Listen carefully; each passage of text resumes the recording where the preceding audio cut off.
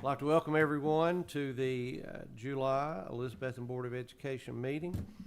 At this time, we'll call it to order, and we'll move to a moment of silence and a pledge, and I'll turn that over to Mr. Van Hise. Please stand. Please pause for a moment of silence.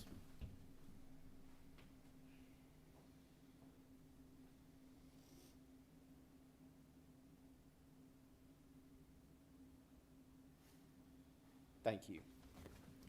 Attention, salute, pledge. I pledge allegiance to the flag of the United States of America and to the republic for which it stands, one nation, under God, indivisible, with liberty and justice for all.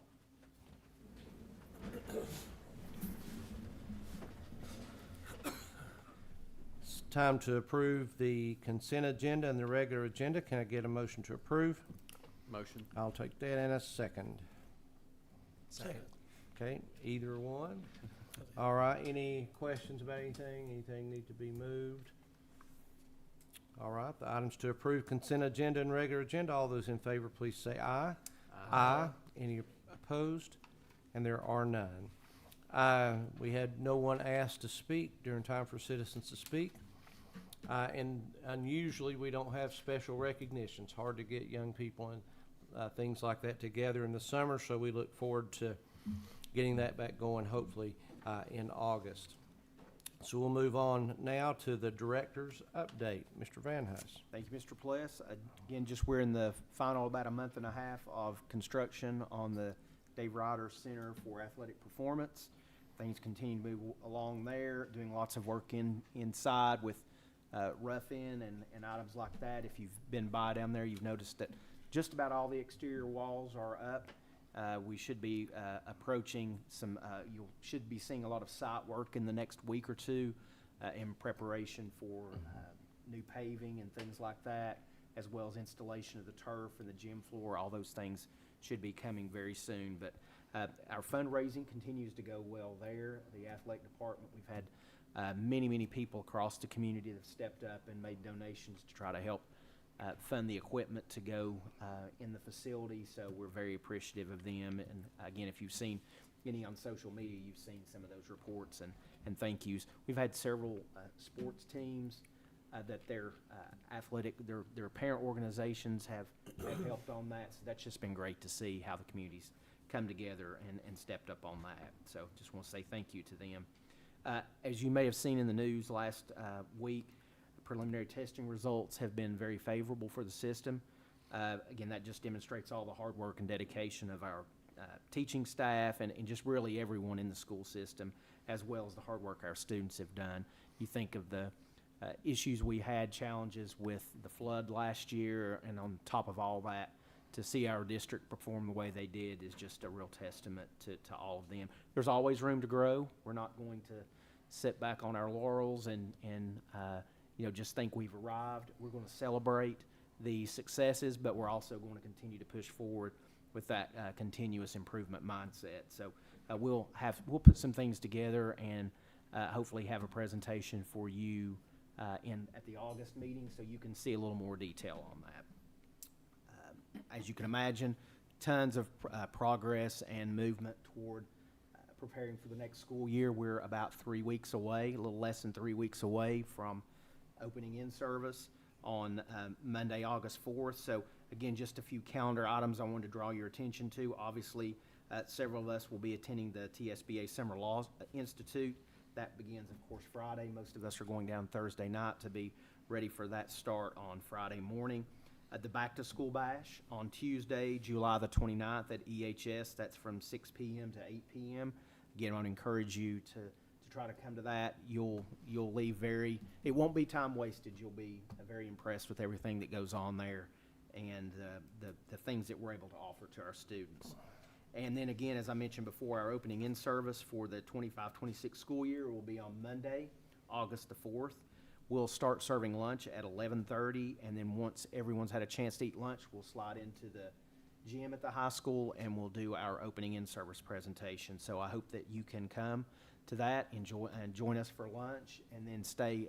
Obviously, I understand that you all are busy and have things to do, but we would appreciate you being there and stay as long as you want to. So that's my report. Okay, thank you, Mr. Van Huss. Again, board member reports. Anyone? I know we're getting ready to leave again Thursday night. I think that's always been a good conference. I think we can get a lot of good material there. I know, Josh, you got to complete your first required 7 hours of training. I hope that was beneficial. I appreciate you came on at an interesting time. I had to rush that in, so I do appreciate that. I think you'll really be impressed with TSBA here. One other thing, the fall district meeting for this year is August the 25th. That's a Monday night, if I'm not mistaken, I think. And it is, it's this district here, the Northeast District, and it is as far away as it can be. It's in Morristown. So if you're interested in going to that, we just need to let Miss Walker know so she can do our reservation. They are good, they're quick, but again, just know that it is going to be in Morristown. So need to know hopefully this week, Miss Walker. Is there a deadline? Or by the middle of next week. By the middle of next week. So you can let me know, or you can let Miss Walker know if you're interested in going to the fall district meeting. Yeah, and if anyone is, we can look at some ways to carpool Yeah, down. yeah. Certainly. Okay. So. All right. Anything else? All right, Mr. Simmerly, you good? We love good. Thank you, and we do thank you in all seriousness, and to the council. Thank you so much. Our student liaison should be on board in August. So again, we look forward to having her with us. It's now time to move into the regular agenda. First item, only item, is to approve first reading of the following board policies: 1.700, school district goals, and 4.602, honor roll awards and class rankings. Can I get a motion to approve? Motion to approve. And a second? Second. Okay. Mr. Van Huss, any elaboration there? Yeah, just very quickly, first of all, obviously the regular agenda is extremely light, and as I made note last month, you put in a lot of the heavy work there because we had over 20 policies that you approved last month, and again, that made this month's agenda much, much smaller. But just quickly, the two policies on there, the first one, 1.700 school district goals. There was some language that we needed to clean up there based on some changes in state law that reflected information on educator diversity. So basically, we needed to go back and take out that. If you notice on page 2, on line 2, that's item 3 that will be struck, but everything else in that school district goals policy is exactly the same.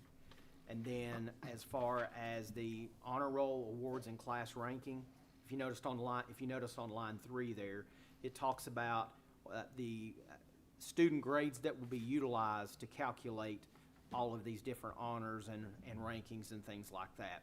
A few years ago, maybe 2 years ago, we looked at trying to find a way to give students who, no fault of their own, maybe taking higher weighted courses in that last semester of their senior year.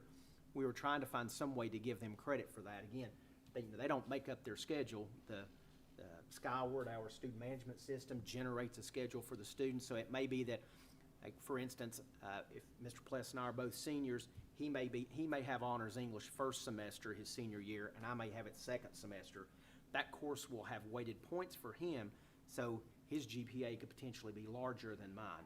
The problem is doing it in the middle of a term. So again, you can notice there it was the first 3 quarters of their senior year. So we would take that first 9 weeks into that second semester and then try to calculate it. But there's a real problem. Our software system has a hard time doing that because it's in the middle of a term. You have to almost trick the system into thinking that you're asking for a final grade to get that, and it's just become so cumbersome for the high school staff to try to calculate that. So we're going back to the original language, which says at the end of that first semester of their senior year.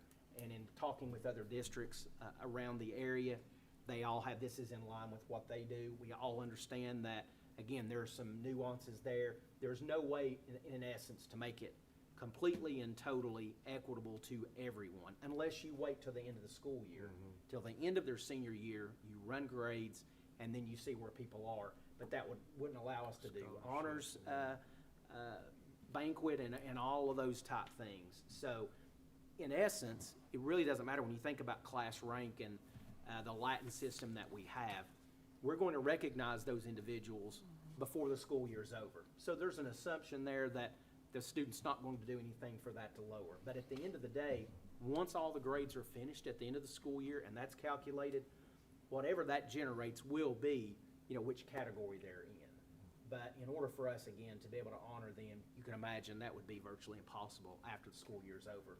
Kids will be scattered and doing lots of different activities, vacations, and things like that. So out of necessity, we felt like it was prudent to go back to the original language, which is to the first semester of their senior year. That was pretty long drawn out. I just want you to understand, we went the extra mile originally to try to find some way to make that more equitable, but it's just, we have courses that are through universities that we don't even have the scores yet for. So there's one situation where the student's not gonna get credit for that. So when you look at all that and the fact that we can't make it totally equitable for everyone, at the end of that third 9 weeks of their senior year, it just makes sense to go back to the end of the semester. Okay. Comments, questions about that? It is a battle. They're wanting everything they've worked for. And we want to recognize them for and that. we do, but most college applications, it won't affect that as much because they've gone in usually before that time, most time they're done by that time. Okay. All right. Any questions, comments? The item is to approve first reading of the following board policies: 1.700, school district goals, and 4.602, honor roll, awards, and class ranking. All those in favor say aye. Aye. And any opposed? And there are none. For your information part, you want to... You'll It's notice just- that there's an attachment there from our auditors with some information, nothing bad there, just something that we wanted to share with you. So Okay. feel free to take a look at that, and if you have questions, you can let me or Ms. Wilson, either one, know. And before we go, we probably just want to stay just a minute and make sure we know kind of how everybody's going, when they're going, make sure you have your sheet and know what you do when you get there for this conference this weekend. So next regularly scheduled meeting be held on Thursday, August 21st, 2025 at 5:30 here. Could I get a motion to adjourn? Motion to adjourn. Have a great evening. Thank you all for being here.